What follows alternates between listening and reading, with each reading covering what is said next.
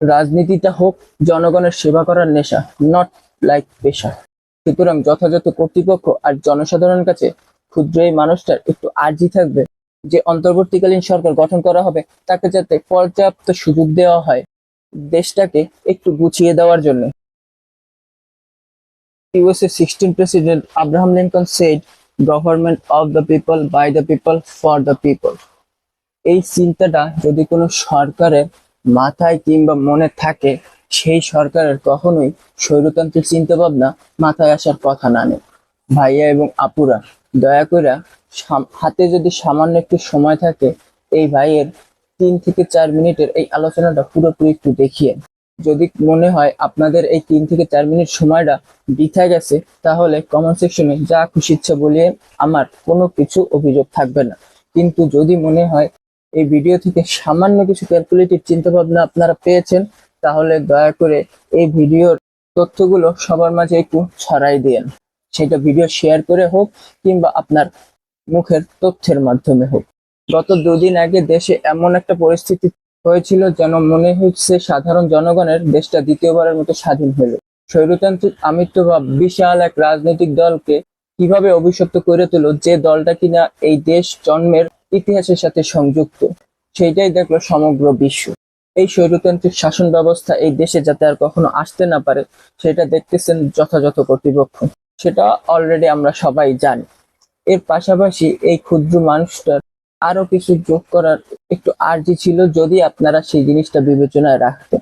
দেখেন, যেদিন থেকে মনে করা হইতেছে দেশটা দ্বিতীয়বারের মতো স্বাধীন হলো, সেদিন থেকে কোনো বাছবিচার ছাড়া নির্দিষ্ট এক রাজনৈতিক গোষ্ঠীর উপর দীর্ঘদিন ধরে নিপীড়িত হওয়া এক রাজনৈতিক গোষ্ঠীর পুরো দস্তুর হামলা আক্রমণ শুরু হয়ে গেল।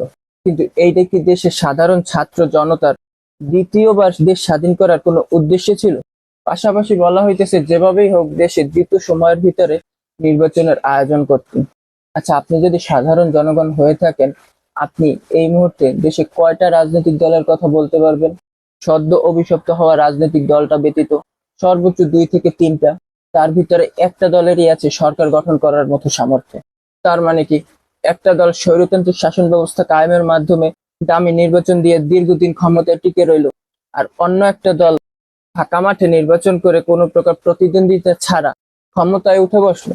এখন কোনোভাবে আমার এই ভিডিওটা যদি আমার কিছু কাছের ভাই কিংবা কিছু আত্মীয় স্বজনের কাছে পৌঁছায়, তাদের কাছে হয়তো আমার কথাগুলো খারাপ লাগতে পারে, তারা হয়তো আমার উপর মাইন্ডও করতে পারেন এবং ভুল ভাবতে পারেন। তবে এইটা কিন্তু সত্যি কথা, আপনাদের যদি রাজনৈতিক মাঠে প্রতিদ্বন্দ্বী দল না থাকে, তাহলে আপনাদের জনগণের সেবা করার স্পৃহাটা আসবে কই থেকে? এতে করে আপনাদের ভিতরে একটা আমিত্ব ভাব চলে আসতে পারে, যেটা কিনা বিগত সরকারের এসেছিল। আর সেই আমিত্ব ভাবটাই কিন্তু সরকারকে অভিশপ্ত করে তুললো। আমি চাই না আমার শুভাকাঙ্ক্ষীদের প্রিয় দলটাও অভিশপ্ত হয়ে উঠুক কোনোভাবে।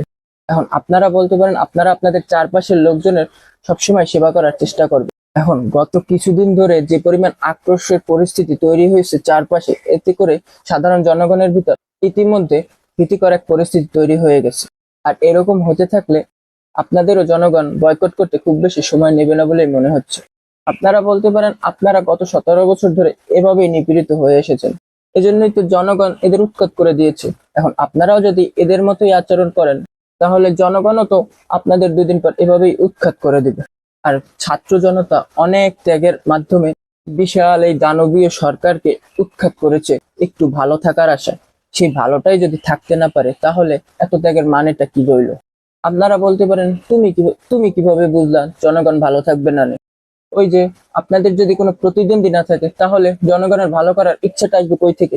আপনাদের জনগণের ভালো করার মানসিকতা তখনই তৈরি হবে যখন আপনাদের প্রতিদ্বন্দ্বী দল জনগণের সেবা করার জন্য আপনাদের থেকে বেশি তৈরি থাকবে। এখন আপনাদের যদি প্রতিদ্বন্দ্বী কোনো দলই না থাকে রাজনীতির মাঠে, তাহলে আপনাদের জনগণের সেবা করার চিন্তা করার দরকারই বা কি হবে? সুতরাং যথাযথ কর্তৃপক্ষ আর জনসাধারণের কাছে ক্ষুদ্র এই মানুষটার একটু আর্জি থাকবে যে অন্তর্বর্তীকালীন সরকার গঠন করা হবে তাকে যাতে পর্যাপ্ত সুযোগ দেওয়া হয় দেশটাকে একটু গুছিয়ে দেওয়ার জন্য। বিশেষ করে দেশের আইন শৃঙ্খলা পরিস্থিতি, অর্থনৈতিক পরিস্থিতি, সর্বোপরি দেশের সার্বজনীন পরিস্থিতি। পাশাপাশি আরো 2-1টা রাজনৈতিক দলকে উঠে আসতে সহায়তা করা হোক, যারা কিনা জনগণের সাথে কাজ করবে এবং সরকার গঠন করার মতো সামর্থ্য থাকবে। বিগত সরকার তো সংবিধানটাই চেঞ্জ করে দিয়েছিল, রানিং সংবিধানে অন্তর্বর্তীকালীন সরকারের তো কোনো অস্তিত্বই ছিল না। এই অন্তর্বর্তীকালীন সরকারটাই তো আসতেছে রানিং সংবিধানের বাইরে থেকে বিশেষ এক পরিস্থিতিতে। সুতরাং সংবিধান অনুসারে 3 মাসের মধ্যে নির্বাচন দিতে হবে, এমন গুলিয়া ওড়ানোর আমি কোনো মানে দেখছি না। রাজনীতিটা হোক জনগণের সেবা করার নেশা, নট লাইক পেশা। ভালো থাকবেন সবাই, আসসালামু আলাইকুম। আর ভিডিওটা ভালো লাগলে ভিডিওর তথ্যগুলো একটু সকলের মাঝে শেয়ার করে দিবেন।